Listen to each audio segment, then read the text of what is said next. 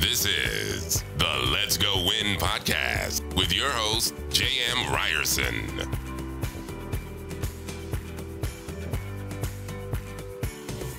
What is happening, you guys? Welcome back to Let's Go Win podcast. I'm excited. This gentleman today, he brings so much energy, so much value. I was able to be on his show, and he is awesome. Christopher Dedeyan is a professional speaker and peak performance business and life coach who helps entrepreneurs, leaders, and employees alike manage stress, increase productivity, and have more energy. Diagnosed with dyslexia at the age of 8, he was faced with many failures along the way. Because of his relentless attitude of never giving up, the failures taught him how to succeed.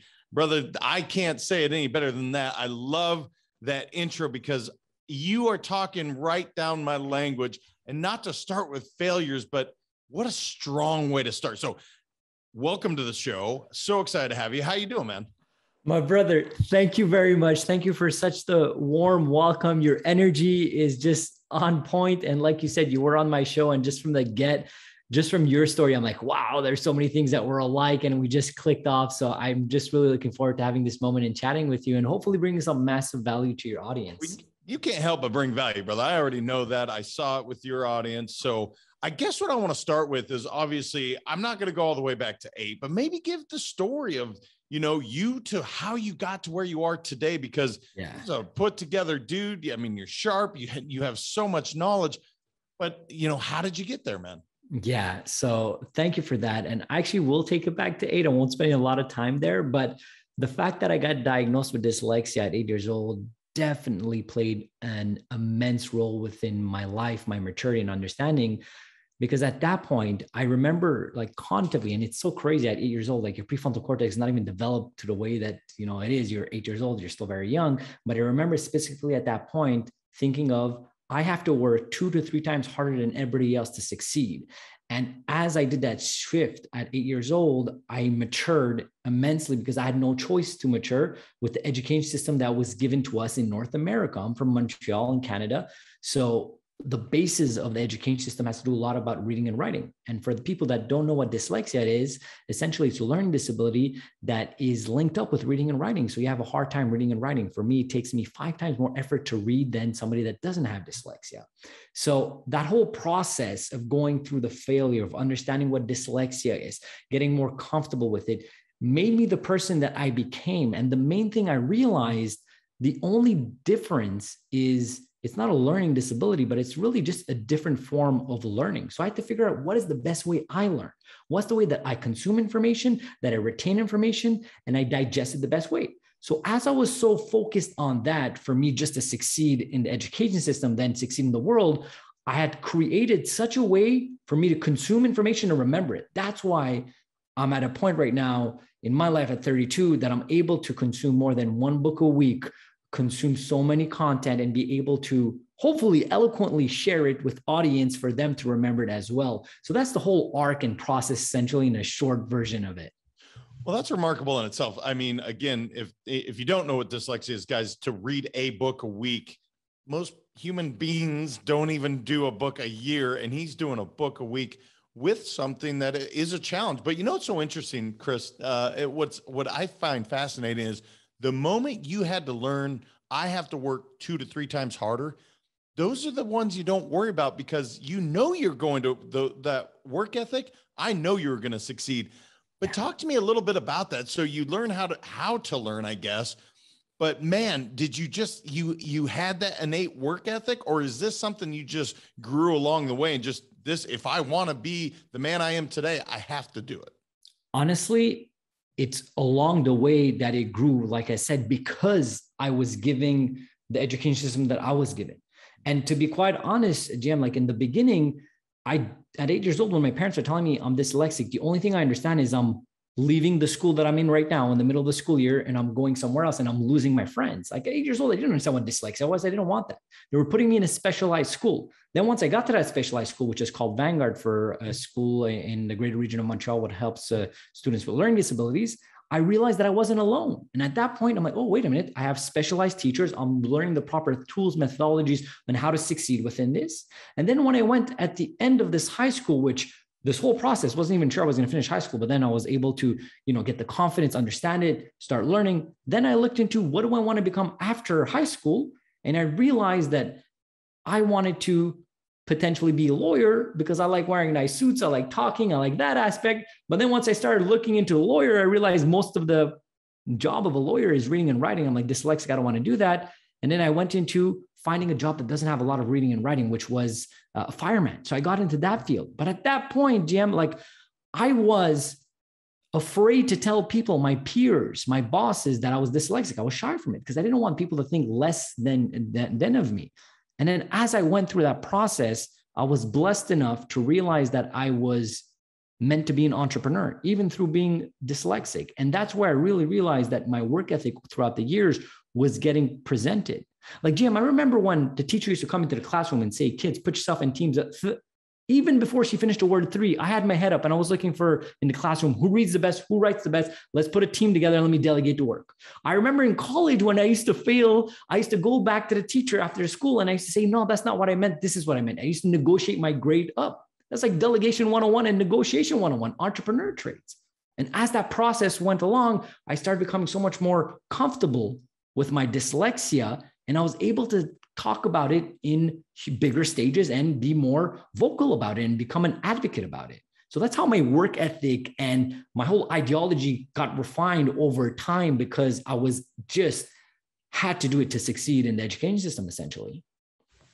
It's interesting when you hear people, their weakness, and I'm using quotes here, air quotes, if you're not watching, but your weakness becomes your strength. And that's kind of what I'm hearing. It's like, look, I have a challenge, but because of this, I'm developing this skill, this skill, and you use it to the nth degree where it's like, look, I am absolutely empowering others. I'm bringing others into my fold, and all, I guess, because of a challenge.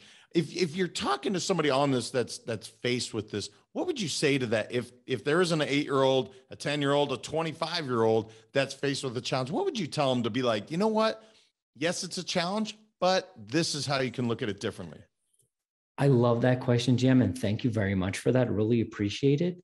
And the best way that I would speak about that is really look at your strengths. Be aware of your weaknesses and play within your strengths. Now, I'm not saying completely forget about your weaknesses, because, you have to, in my case, like reading and writing, you still have to be able to read and write to a certain level if you want to succeed in life. But that's not my strengths. So if I need to read and write, I delegate that. I find the proper systems in place that's going to read for me. I find the ways to do speech to text instead of writing it. So I look at that, and then I look at what are my strengths. My strengths are communication. My strengths are entrepreneurship, because that got cultivated. So what I would speak to these kids or anybody that's going through any type of difficulty, look at your strengths, lean towards that, because that's where life is already pushing you towards and wants you to develop that. As you start developing that at such a high level, then you'll truly be fulfilled, because you're doing something that for you is a bit easier. Then you start putting the work ethic, then you start creating the mastery behind it. Then that's how you really become expert, and you become a thought leader, and you become very in demand within your niche and within your market. So don't look at only your failures. Don't look at only your difficulties. Look at what you have as strengths, works towards that. Look and know what your weaknesses are, and then delegate, hire, try to find solutions for your weaknesses. And that's essentially what I would speak to that. So there's always a way to go about things, as long as you're extremely clear and you know who you are as an individual. So again, as you get through this, and personal development, I know, is key to you. Mm-hmm. At some point you said, you know what, man, I am not going to look at the negative. I'm looking at the positives. And you can feel that come through when you speak, brother. Again, was this learned behavior, or did you wake up and it was like, hey man, sun's shining. I mean, it is beautiful outside. It's always rainbows and unicorns. Or is that just been a learned behavior through personal development, through reading, through all the things that you are so, it's such a part of your life? Once again, I love this once again. And the reason why is because it's so easy to look at somebody that is successful. I'm not even talking about myself, but just looking at anybody and being like, oh, wow, look at them. They're so good. They're so great. But what we're doing is we're comparing their step 75 to your step 17. Like if you put in the time, you're going to get there. So we could look at Beyonce on stage and just be in awe. We could listen to Tony Robbins and rant to one thing to another and just be so impressed. But if you're in that righteousness, understand that these people had their stepping stones and their difficulties to get there. So the question is, how come I'm so positive? How come I'm so energetic? How come I have this and that? It's because I've put in the work consistently with the proper rituals, proper habits every single day. And I still do it to be able to have that growth mindset, to be able to have that understanding that I have a control over my destiny if I think and I approach life in this way. So it's 100% with the work that I put in that compounds over time and then gives you massive success. But once again, it's not about comparing where the other person is. It's about understanding where you are and understanding that whatever person you're admiring, they were in the gutters at a certain point as well. And they had to figure their way out to the levels that they're at. So I want to talk about the work part, because again, I think this is the part that I don't know if people are afraid of it. I don't know if just the word work, they're like, oh man, I don't want to put a lot of work in. But what was it for you, man? Was there a step one to a step, you talk 17 to step 75, and I totally understand. But when you say that, what was it, man? Was it books? Was it podcasts? Was it courses, meditation? What was it that really clicked for you with putting in the work? Okay. So if you're asking me what was like the main conduit of like, it kind of blew it up, 100% for me, there was many things from like courses to books to seminars to so on and so forth. But when I saw a major shift in my life is that decision that I took to be like, all right, cool, that's it, I'm leveling up. And that decision for me was in 2017, where it was the New Year's time. And like everybody, I set up a New Year's resolution. But once I looked at it, I'm like, everybody sets up a New Year's resolution. And after a couple of weeks, not even months, a couple of weeks, they stop doing it. And I'm like, nah, I'm not going to do that. I want to do a New Year's resolution every single month and compound that to the next month, next month, next month. So in 2017, I did that. Every single day, I did one particular thing. So it was waking up at 4 a.m. Then it was meditating. Then it was reading a book which I had never read at that point. Then it was, getting a proper diet structure. And then that process made me get a coach, which was a huge pivotal point for me. Getting a structured coach that was able to expand my beliefs, my reality, have that external vision, because we're the actors of our lives, and that's beautiful. But sometimes you have to position yourself in the position of a director, because you miss things because you're acting out, it's right in front of your face. But when somebody comes in with the proper methodologies, approach, expertise, and sees, oh, Chris, maybe you should do this within your business. Oh, maybe you should do that. It's a complete game changer. So that was the moment, that 2017, where I got my first coach, what I still work with today. And I have personally right now 8 coaches and mentors. Even before like me being a coach, I have 8 coaches and mentors in different aspects and avenues in my life, from my head coach to my speaking coach, my storytelling coach, or my fitness coach, to my dietitian, to my meditative coach, to my so on and so forth. So that was the moment, having that support that really got me to that next level through coaching and so on. You know, I've talked about New Year's resolutions in the past. And as you said that, what I heard is you are resolute every single month. It's the word, it's resolution gets lost in the fact that I'm resolute, I'm not going to fail. And it's become this like cultural, oh, cool, we make our New Year's resolutions. But no, I'm resolute every month. I'm setting that every single month. Yes. So let me ask you this, 8 coaches, brother, again, sounds amazing. It also sounds like a lot to manage. Talk to me about time management. How do you really piece it all together so it's not overwhelming? Because again, if I'm listening to this and I've never had a coach, holy shit, 8 coaches, that's a lot. Yes. Talk to me about that time management piece. So, okay, great way to point that out, because everything I'm going to talk about right now could seem for some people extremely crazy, intense, and scary. But understand that this took me years to get to this point. Like from waking up at 4 a.m. to what I do every single day, and now having 8 coaches in different things. So how do I go about it when you ask about time management? I'm very eloquent and very structured in how I approach my agenda, and I will respect my agenda. So the way I go about it is, like I said, I'm a professional speaker, peak performance coach, and a learning disability advocate. So how I structure my things, Monday, Tuesday, I do only coaching. So I have my coaching helmet on. So that's all I do. My team members, I have 8 people in my business data and enterprise that support me with everything and help my clients and so on. I'm like, don't talk to me, don't call me, don't contact me on those days. On those days, all I'm doing is I have coaching clients back to back to back, every single 30 minutes, every single hour. I'm booked on that end. Wednesday mornings, I do my content creation. So I have a YouTube channel at Christopher Dedeyan, which I do a lot of stuff on. I have my Instagram. I have my Friday Flow, which GM was on as well as a guest on my Instagram Live. So all those content creations, I prepared over there. Then Wednesday afternoon, I have my group coaching. Thursdays is where I have my meetings. So usually I'm booked from beginning to end my meetings. I have my team meetings. I have my books meetings. I have this, that, and the other. In the afternoon, I record my podcast, the Peak Performance Greatness Show. And then Friday, more of meetings. So it's because it's so structured. I know everything goes where it doesn't get overwhelming. But this took years to practice. It was by adding one person, then another one, then adding this. I didn't add my 8 coaches at once. That would be overwhelming. I added one. And then from there, I looked at, okay, this person's giving me this. Maybe I need to work on this. How can I go get it?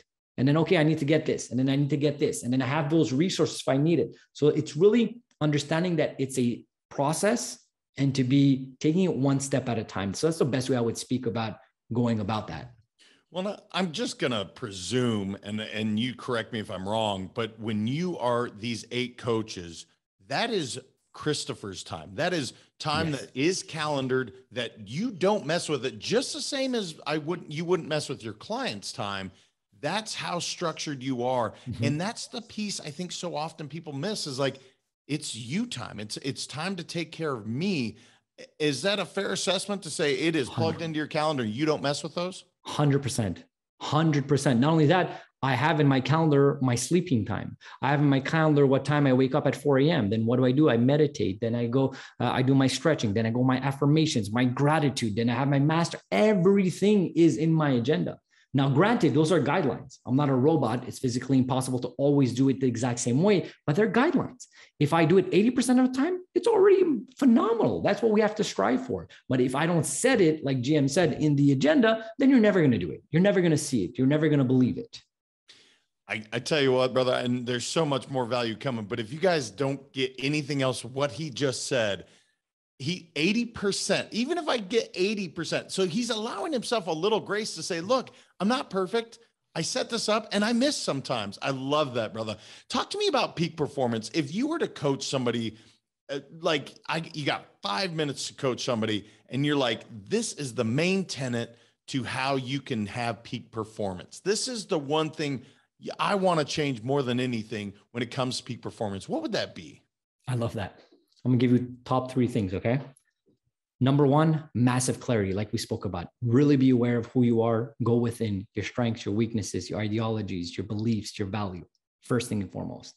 Second thing, what is your mission and vision and purpose in life? Now, that's very big of a statement or a question, but at least ask yourself those questions. You don't need to have the answer because the answer could take years, could take decades, and so on and so forth. But if you're at least asking the right question, your subconscious mind, your life, your environment is already guiding you towards that. And subconsciously, you probably already know. And most of the times what you do is you repress it, calling it out of practicality. So you might know that you need to start a new job, you need to start a new business, you need to break up with the person you're with, this, that, and the other, but you're like, oh, you know what? I have bills to pay. Oh, you know what? It's comfortable. I like Netflix and chilling with this person, even though I know it's not the right one. I know GM's laughing here. We've all been through that. But the reality is taking that decision and being like, all right, cool. No, let's get that done. And then finally, the last thing is the first hour of your day and the last hour of your day. If you control those hours in such an eloquent way, everything else within the day, you are going to dominate and succeed. It does happen like we just previously mentioned. I'm a bit higher than that. I'm like around 85 to 90% of the time I'm spot on with my schedule, but there are certain times that I'm not. And I see the actual difference when I'm not doing everything I need to do in the morning and I'm running after things. I feel so much more of helping people do their to-do list than me being in control of the situations. So those are the 3 things I would talk about. Massive clarity, find your purpose, go towards it, and then finally control the first hour and last hour of your day. I love that, brother. And I want to hit on one because we don't talk about it often. So the first hour of the day, we've tackled that one on the show many times, and so many commonalities to what you said. Like you said, you and I we're like brothers from another mother. There's no doubt about it. But the last hour of the day, talk to me about that, because you don't hear many people saying, hey, brother, this is what you need to be doing before you go to bed. What does that look like for you? I love that. I love that you're so spot on, Jim, with that question, because when people find out I wake up at 4 a.m., they're like, oh my God, wow, what do you do and all that? And then the next question is, what time do you go to sleep? So then that's the actual thing. It's not about what time I wake up. It's about what time I go to bed. I need anywhere between 7 hours to 8 hours of sleep. So that means I need to go in bed by 8 p.m. So what do I do the last hour? And like you saw, I have a very structured agenda, so on and so forth. I try as much as possible to finish my work around 6:30. I try to work 55 hours a week, not more than that, because my efficiency, productivity is just going to diminish the extra hours. They're just not going to be efficient. I'm actually going to start the next week with a negative energy level. So as I do that, then I go into having supper, my cool down. The last hour, I do no electronics. So no screen, no TV, no phones. During that time, what am I doing? I'm taking a 30-minute to read, and I have a very structured reading schedule as well. I read 3 to 4 books at the same time. So at nighttime, I'm reading something that's more pleasurable, less cognitive, something that's not going to not challenge me as much, but more relaxed. That could be like a biography. That could be like, like a Harry Potter type of book, whatever. It's like more pleasant, but at least taking away from the electronics and just having that moment. Then after that, I go into a couple of stretches that I need to do before going to bed, because I work out really hard. So I'm very much in tune of how my body is feeling. Is what's this ache? What's that? So on and so forth.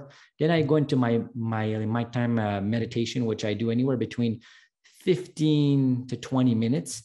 And then at that point, I go to my bed. And when I'm in my bed, I do my nighttime visualizations while I'm falling asleep. So that's the schedule. And I'm very tight on it. If I know that I go to bed like legit, instead of 8:10, 8:15, I know I'm going to have a harder time waking up, because I've calculated specifically my sleeping pattern, my cycle, and when it stops, when it begins.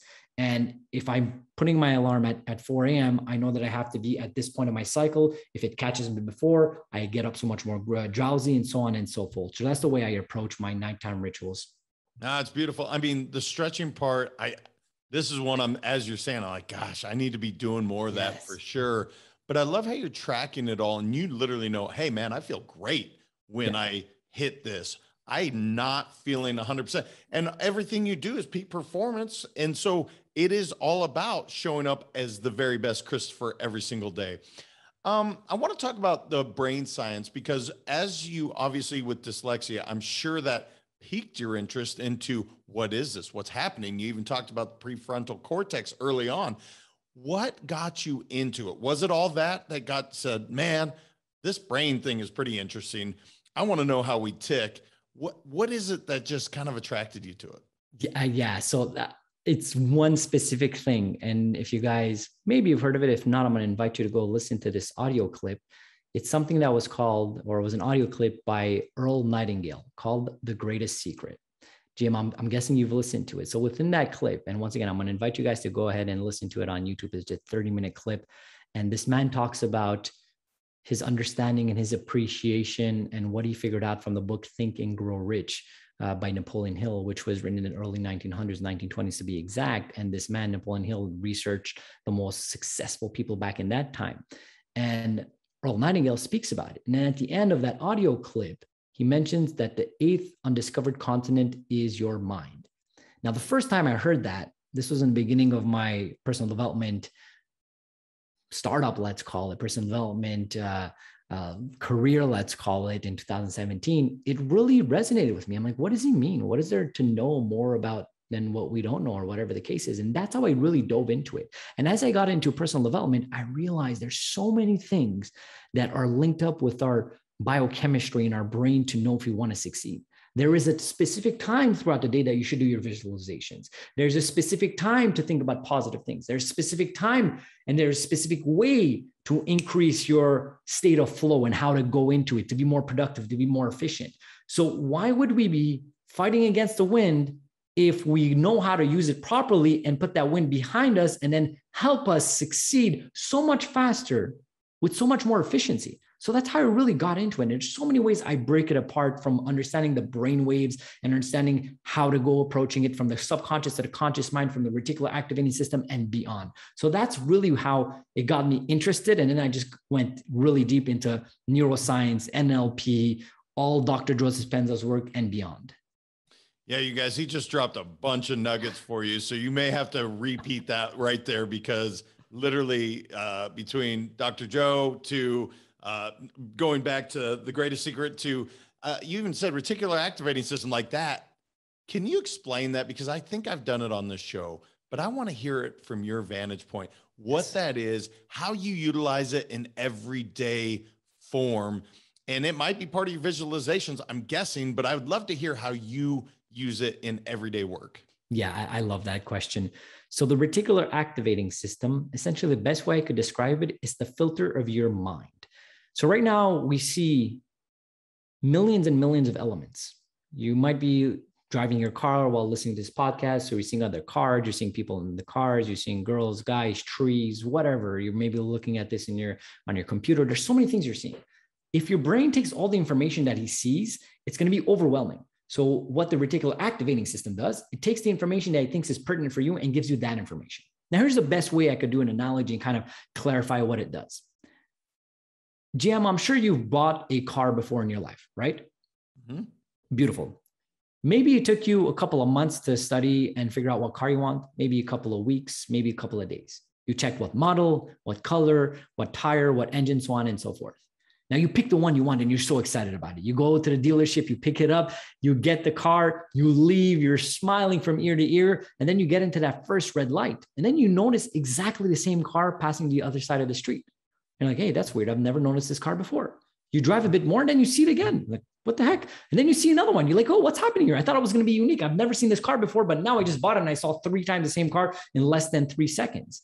What's happening here? Those cars have always been there, but you never spotted it. The reason why you're spotting it now is because for so long you were studying the car. So your reticular activating system thought that it is important for you. And every single time it spots it out, it's like, hey, Chris, look at the car. Hey, Chris, look at the car. Now, where is this important for us when it comes to personal development and success? You have to be able to tell your reticular activating system what we're looking for, because everybody has the same opportunities, same negativity all around them. But it really depends upon how you're structuring your mind and what you're looking for. Because I could see an opportunity and see it like, this is the greatest opportunity. And somebody right next to me could look at it. Oh my God, this is so crazy. I'm going to lose so much money. Why the hell would anybody do this? The only difference is their understanding and their belief system. So if you change your mindset towards positive, your reticular activating system is going to get you towards that. If you're looking for an employee and you're like, oh my God, it's so hard to find employees. All these millennials suck ass and all that. What are you going to attract? You're just going to attract that. Towards being like, oh my God, where's that best millennial that knows social media? I'm just waiting for them and just guide me towards it. Your reticular activating system is looking for different types of people because you've asked a different question. So you have to be very aware of the questions you're telling yourself, because your reticular activating system, your subconscious mind, is guiding you towards that without you even knowing it. So that's the way I would speak to that. So glad I asked, because honestly, brother, you explained it way better. The filter of the mind, and then the way you went into the positive, the negative, like what are you looking for? You are attracting that. And then we get into law of attraction, all that stuff. Gosh, I have so many questions. I want to go to specific with entrepreneurs. Obviously you chose that path and you've successfully guided yourself through. What do you think the main way for people to succeed in business is? If you could say 1 to 3 things, like if you want to succeed as an entrepreneur, you need X, what would those 3 things be? Great question. It kind of relates to the peak performance aspect. There's a lot of crossing over there, but the number 1 thing, once again, would be clarity. 100% understand who you are, what's your goals. Number 2 thing would be, what is that mission and vision of the organization? Understand, this is one thing that's served me so much. With getting more and more people within my organization, I have understood that they're not working for Christopher Dedeyan. Like Christopher Dedeyan is a given name. I'm just here as a vehicle of the universe, here to serve, as is every single person. But what they're working for is that mission and vision. So I have to be, as an entrepreneur, very eloquently able to talk about my mission and vision and get people that have that same mission and vision that wants to work towards that mission and vision. Then you have an organization that's working towards a common goal, and that goal has to be value driven. That would be the 3rd thing. It has to be value driven. Before you make any type of impact or income, value has to be first. It's not about, hey, let me do this, get my money, and then I'll create value. No. You have to give so much more. You have to give so much more in the marketplace before actually creating impact into society. Then you get income. But if you do it right, trust me, the income will come in abundance in ways that you can't even imagine and in quantities you can't even imagine. But that only is dictated through value. So one is be extremely intentional and understanding who you are. Second, create that mission and vision and be very eloquent to explain it. And third, be value driven. I don't want to leave the abundance side because I think so often as coaches, it's probably the biggest thing we try to impart is, look, there's so much. It's not about your enemy, or there's so much to give this world, you use the word universe. There's so much for everyone. How do you best kind of guide people along to say, there's this whole great world out there and universe, and it's abundant if you could just change this one thing or just embrace this one thing? How do you best go about that, Christopher? Because it is definitely something I talk about frequently. It's something I learned, but I'm curious to get your take on it. Yeah, I love that. And I would speak it to one word, which is called locus of control. Locus of control is something that starts within, that people that have a high locus of control understand there's things that they can control, and they only concentrate on things that they can control. Towards the other people that you were talking about being like, hey, you know what? Let's say, okay, I'm a coach, Jim, you're a coach. We could legit look at it. Oh my God, we're competitors. Oh my God, no, pick me, don't pick him, and all that stuff. But people that think like that will never actually succeed. Towards the person is like, hey, what can I control? And what we can control right now is let's collaborate together. Let's see how we could have fun. Let's be so intentional and so present during this podcast that it creates such a positive energy through anybody that's listening to this, to them sharing it with their friends, that will create this positive ripple effect.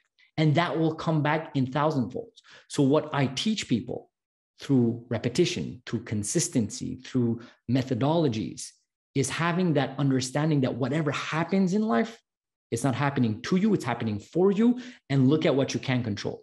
Whatever you can control, analyze it, be aware of it. But then you're like, hey, I don't spend time on it. Because a lot of people spend time and energy on like, oh my God, they broke up with me. Oh my God, I lost a client, this much money, this, that, and the other. And then they think about it for weeks on end, for months on end, instead of being like, you know what? Let me take a few minutes, be mad. I lost this client. I lost this money. Let me take the afternoon. Let me take 30 minutes. Let me take 5 minutes. And then afterwards, it's instantly shifted on who can I bring value towards. That same energy could be used for positivity, which will give you the positive results that you want. So that's what I would speak to that. Having a locus control, having a growth mindset. How long do you allow yourself? So something really shitty happens and you're like, hey, Christopher gets 30 seconds, 3 minutes, 10 minutes. Do you have a number, or do you have a process to say, look, it happened, I'm moving past it? Yeah. Great question once again, Jim. So the way I go about it is something that I call my emotional home. So I've created this fictional place in my life, which is called my emotional home. And that's filled of success, joy, happiness, abundance, health, prosperity, growth, reading, everything that's positive. Now, the question is, GM, can I live in that positive home 100% of my time? It would be tough, but it's a choice, right? It's a choice. It would be tough. I would actually speak, Jim, to the fact that it's impossible. We're human beings. We're imperfect. Our imperfection is actually what I believe makes us perfect.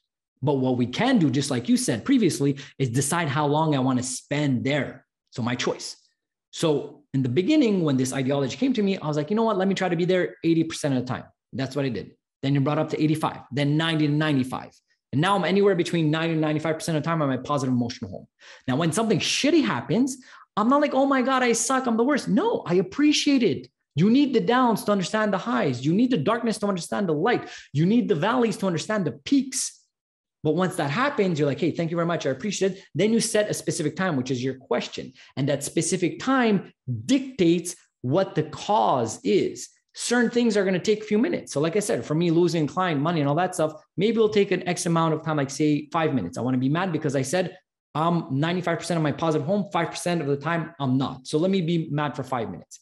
Now, another situation happens. Imagine somebody dies in your close circle. I don't care who you are. After 5 minutes, you're not going to be able to move over that. Maybe it's going to take a week. Maybe it's going to take a couple of months. And that's okay. You don't want to push yourself down or put yourself down like, oh my God, I'm a peak performing person, but it's been a month that I'm having struggled with this. It's okay that you're struggling with it and spending that specific time. You just have to be aware of where you're spending that time. And just by having that approach, understanding, and awareness, a lot of energy that was used previously on things that shouldn't have been used is going to be shifted to positive things. So that's the way I would speak to that.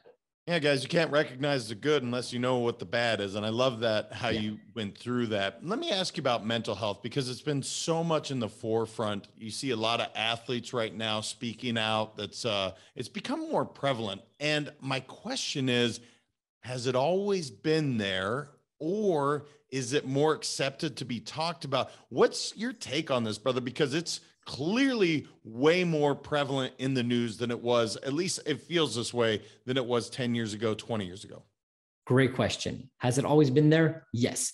Is it more nowadays? I do believe so, just because the main thing is social media. And what I mean by the main thing is social media is because before, as human beings, we compare ourselves, like I previously mentioned. But before, you used to compare yourself with the people that were in your area code.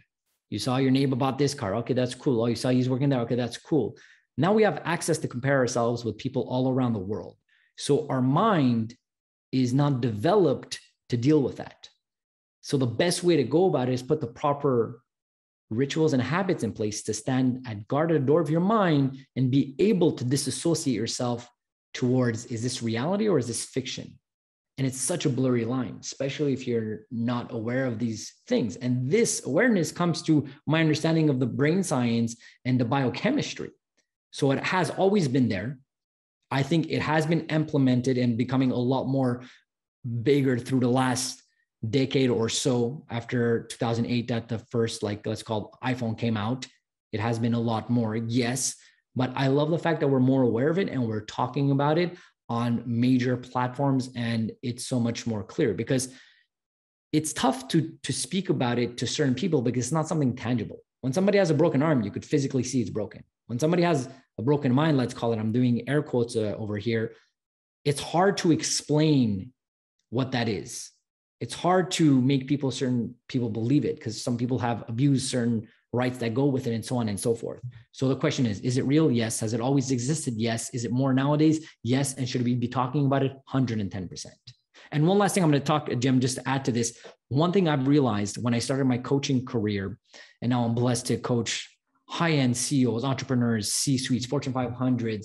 One thing I realized, every single person that I coach, and they're highly successful individuals, millionaires, artists, athletes, whatever, they all have a certain form of anxiety and stress. Every single person calls it differently. Some people call it, I'm stressed, I'm anxious, I'm overwhelmed, I have depression. Everybody has it. And the thing is, most of the people think that they're the only person that's living through that. So that's one thing I just wanted to speak about. So if you are feeling that, you're not lesser than, you're not unnormal. Everybody goes through it. You just have to understand how to deal with it and how to live with it. That's all. No, it's beautifully put, brother. And, you know, the whole comparison thing that we have, I imagine, just knowing your personality, that when you see somebody on social media, you're trying not to compare, but rather you're celebrating. So changing that C from a comparison to a celebration, is that just kind of what you've learned to do? Because for me, I mean, naturally you do maybe, oh, I grew up with this guy or gal and they're doing so much, but actually let's just celebrate what they're doing. And that brings some of that abundance, that joy into our life, yes, versus that feeling of anxiety, stress. I don't even know what else, just the negative side of the comparison. Is that kind of the way you've navigated that? 100%. Spot on. 10 points for Gryffindor on that one. 100%. So the way to go about it is exactly that. The more positivity you put out in the universe, the more you're going to get it back. Now you have to do it in an authentic way. And to be quite honest, I don't hang around with anybody that doesn't have that growth mindset. And I don't hang around anybody that, if I am succeeding, they're like clapping, oh, wow, Christopher. But in the back of their mind, they're like, oh, no, like they're like, you know, not happy for me. That's not people I hang around with. The people I hang around with, their success is my success. And I'm truly happy about it. My success is their success. And that's the reality. Like you mentioned, there is enough abundance. There is enough everything in the world out there for people. But what you have to do is hang around the right people. You have to level up yourself to the proper vibration and frequency to attract those people. And then you see it's a different thinking pattern. It's a different methodology. And that's the way that I really approach it, 100%. I'd be irritated with myself if I didn't ask this question, because you read as much as you do. Give me your top 1 to 3 books that have just shaped your thinking, have really been profound and impactful in your growth and your development? GM, I love that question. And at the same time, I hate that question. Let me explain why. Okay. Let me explain why. Let me go on the hate aspect.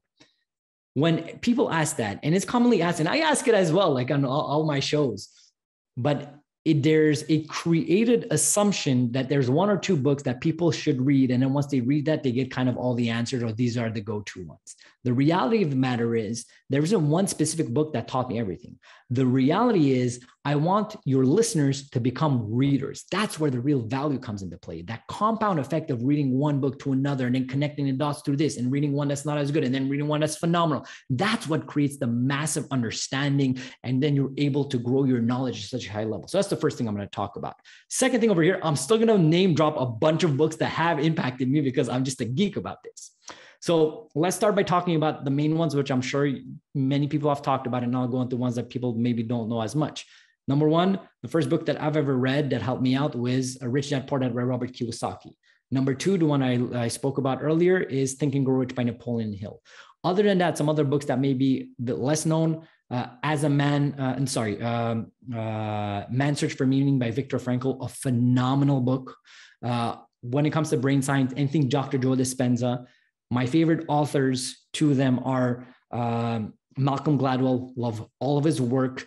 Robert Greene, love all of his work as well. So those are the ones that I really go about, and I structure it towards what I'm looking for. So if I want leadership books, we could talk about leadership. If I want sales books, I could talk about sales books, and so on and so forth. But those are some of the ones that really have impacted my life in a very substantial way. Oh, it's so true. It's such a selfish question for me because I'm looking for more gold. I'm like, look, man, give me some more books because I can't get enough.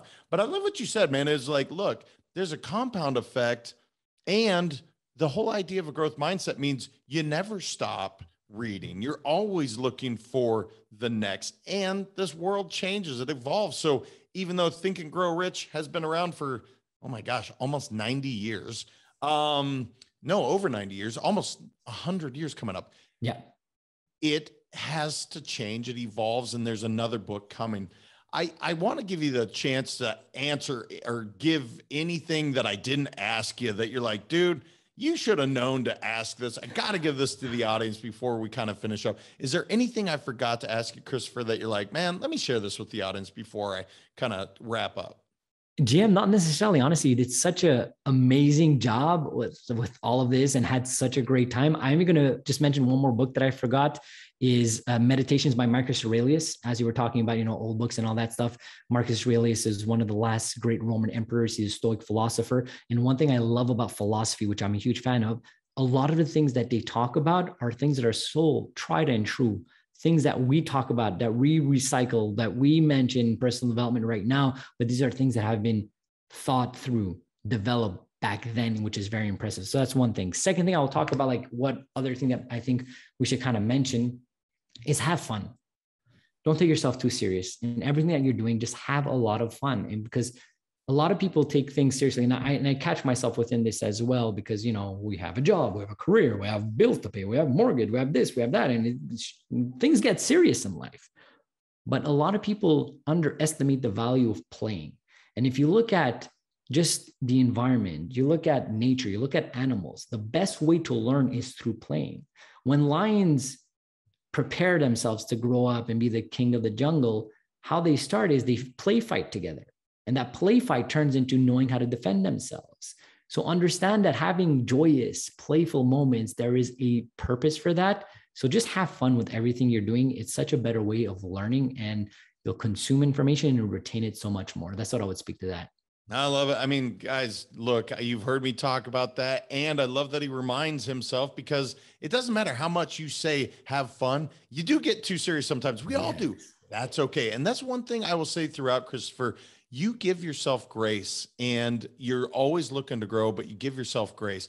If people wanted to connect with you, which they should after listening to this, because I mean, there's so much, where would they connect with you online? Thank you for that. So, the best place to to connect with me is on all social medias at Christopher Dedeyan. My family name is spelled Dedeyan. The best ways to go about that is YouTube. I do more than weekly videos on that. So I have great content on peak performance, entrepreneurship, and personal growth.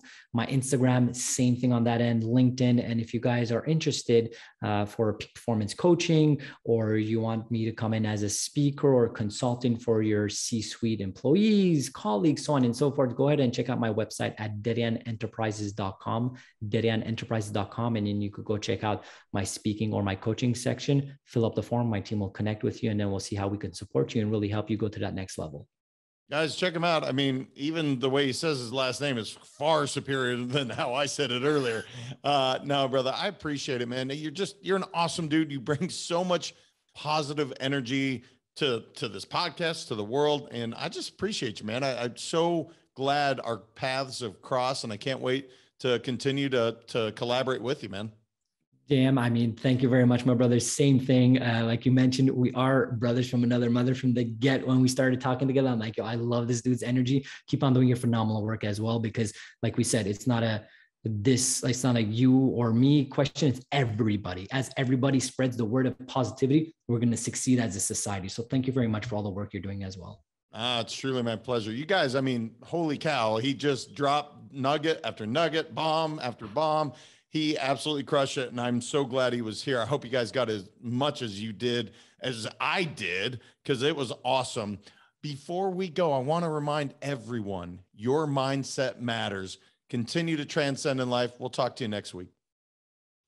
Thank you so much for listening. If this content is delivering value to you, please make sure to subscribe, rate, and review us. That helps us build this community, and that is what we are all about. Building this community as big as we can, helping as many people as we can, and deliver as much value as possible. Be sure to head over to letsgowinpodcast.com for information on my coaching courses, and make sure to follow us on Facebook, Instagram, and LinkedIn at Let's Go Win 365. Let's go win and transcend in life. This is the Let's Go Win podcast with your host, J.M. Ryerson.